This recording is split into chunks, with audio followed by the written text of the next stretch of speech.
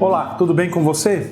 Gostaríamos de fazer uma edição especial do Coração Cativo frente a essa situação que estamos vivenciando no nosso país. Eu quero compartilhar com você um texto que eu li sobre o coronavírus que edificou muito a minha vida e o meu desejo é que também edifique a sua vida e que você seja orientado através dele.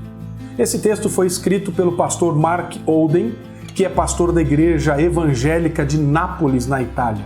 Foi traduzido pelo meu querido amigo, reverendo Jonatas Miranda, pastor da Igreja Presbiteriana da Barra Funda, em São Paulo, e publicado no site coalizãopeloevangelho.org. Então, segue o texto que tem o seguinte título: 8 coisas que o coronavírus deve nos ensinar. Diz então o pastor Mark Olden. Eu acordei nesta manhã em Nápoles, a terceira cidade italiana que foi colocada em quarentena. Aglomerações públicas, incluindo cultos das igrejas, foram proibidos. Casamentos, funerais e batismos foram cancelados. Escolas e cinemas, museus e academias estão fechados. Ele conta que ele e sua esposa foram ao supermercado fazer compras e levaram 2 horas na fila do caixa. A Itália correntemente tem reportado os maiores números de casos do coronavírus fora da China. E como resultado, 60 milhões de pessoas têm sido orientadas a permanecerem em suas casas, saindo somente em casos absolutamente necessários.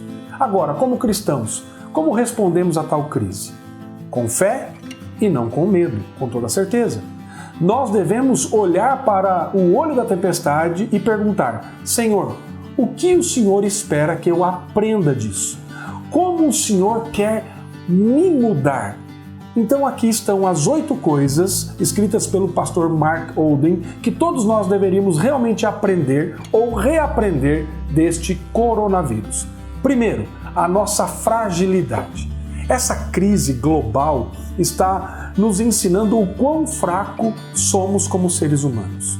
No momento, são mais de 98 mil casos de coronavírus reportados, mundialmente causando mais de 3.300 mortes. Nós estamos tentando fazer o máximo e o melhor para conter a propagação. E na maioria das vezes, eu acho que somos até confiantes demais no eventual sucesso. Agora imagine um vírus ainda mais agressivo e contagioso do que o coronavírus. Encarado como uma ameaça, e nós podemos então prevenir a nossa extinção como espécie? A resposta é claramente não. É fácil esquecer, mas os humanos são fracos e frágeis. As palavras do salmista são verdade nesse sentido. Quanto ao homem, os seus dias são como a relva, como a flor do campo. Assim ele floresce, pois soprando nela o vento, ou o coronavírus, desaparece, e não conhecerá daí em diante o seu lugar. Salmo 103, versos 15 e 16. Como compreendemos essa lição sobre a nossa fragilidade? Talvez lembrando que não devemos tomar a nossa vida e ter essa terra como garantia. E a palavra de Deus diz: ensina-nos a contar os nossos dias para que alcancemos corações sábios. Salmo 90, verso 12. Segunda coisa, a nossa igualdade. Esse vírus não respeita limites étnicas ou fronteiras nacionais. Não é um vírus chinês, é o nosso vírus. Está no Afeganistão, na Bélgica, no Camboja, na Dinamarca, na França, na América, no Brasil, 77 países e contando aqueles que já foram contaminados. Nós somos todos membros da grande família humana, criados à imagem de Deus. Gênesis 1:17. A cor de nossa pele, o idioma que falamos, nossos sotaques e nossas culturas não são levadas em consideração aos olhos de uma doença contagiosa. Em nosso sofrimento, na dor de perder um ente querido, nós somos completamente iguais, fracos e sem respostas. Aos olhos do mundo, nós somos todos diferentes. Aos olhos do vírus, nós somos todos iguais. Terceira coisa, a nossa falta de controle. Todos nós amamos estar no controle. Nós fantasiamos que somos capitães do nosso destino, mestres da nossa sorte. A realidade é que hoje mais do que antes, nós podemos controlar partes significantes da nossa vida em várias áreas. Nós podemos controlar o aquecimento lá na sua casa, a segurança da nossa casa de maneira remota, nós podemos movimentar o dinheiro ao redor do mundo com um clique em um aplicativo, nós podemos controlar nossos corpos através de treinamento e medicações, mas talvez esse senso de controle seja uma ilusão, uma bolha que o coronavírus estourou, revelando a realidade que nós não estamos realmente no controle. Aqui na Itália, diz o pastor Mark Olden, as autoridades estão tentando conter a propagação desse vírus, fechando, abrindo e fechando novamente as escolas de nossos filhos.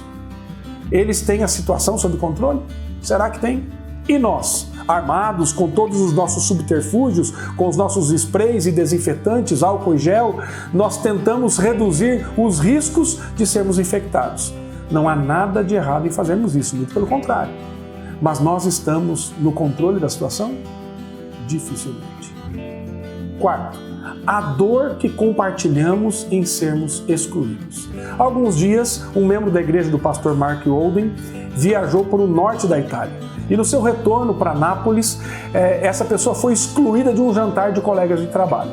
Disseram para ela que seria melhor para que ela não comparecesse devido às suas recentes viagens ao norte do país, mesmo eles sabendo que ela não tinha estado perto de nenhuma área de risco e não estava mostrando nenhum sintoma do coronavírus. Obviamente, esse distrato a deixou machucada. Um proprietário de 55 anos de idade de um restaurante no centro de Nápoles foi recentemente colocado em quarentena.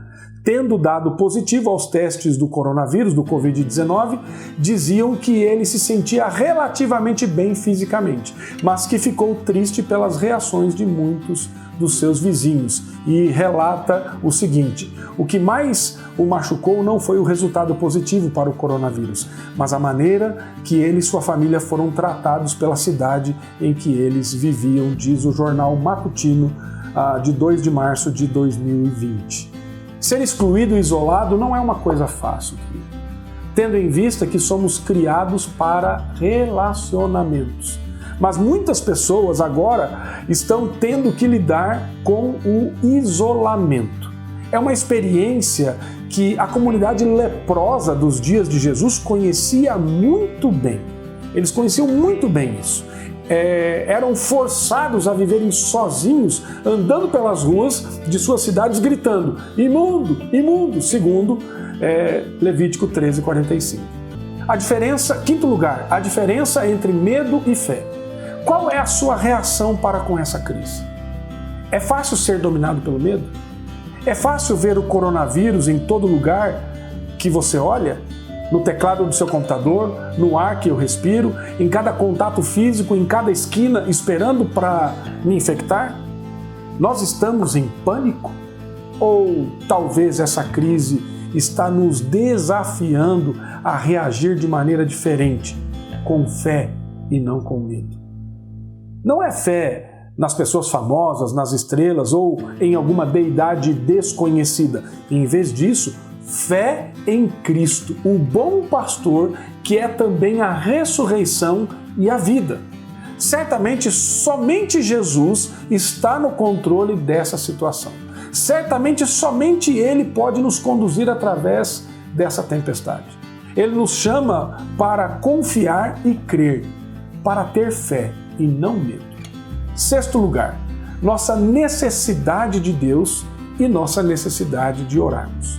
No meio de uma crise global, como nós podemos, como indivíduos, fazer a diferença? Frequentemente, nós nos sentimos pequenos e insignificantes. Há algo que podemos fazer. Nós podemos clamar ao nosso Pai Celestial. Ore pelas autoridades que governam nossos países e cidades. Ore pelos médicos que estão tratando essa doença. Ore pelos homens, mulheres e crianças que já foram infectados, pelas pessoas que estão com medo de deixar suas casas, por aqueles que vivem nas áreas de risco, por aqueles que estão nos grupos de risco com outras doenças e pelos idosos. Ore para que Deus possa nos proteger e nos guardar. Ore a Ele para que Ele possa nos conceder misericórdia. Ore também para que o Senhor Jesus retorne, que Ele possa voltar e nos levar para a nova criação que Ele tem preparado para nós. Um lugar que não haverá mais lágrimas, nem morte, nem luto, nem choro e nem dor. Apocalipse capítulo 21, verso 4. Sétimo, a vaidade de muitas coisas da nossa vida.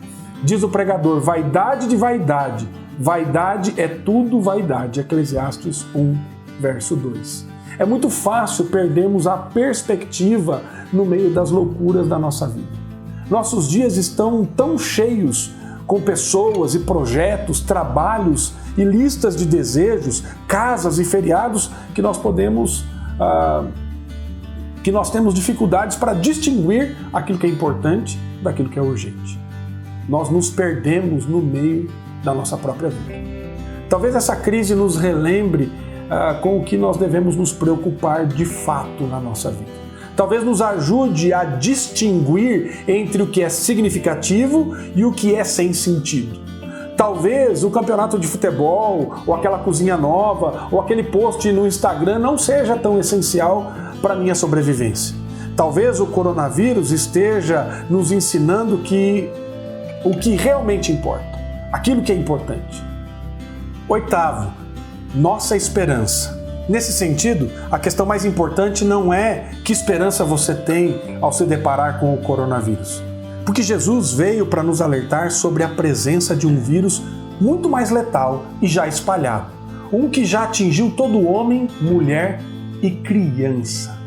Um vírus que não termina só na morte certa, mas na morte eterna.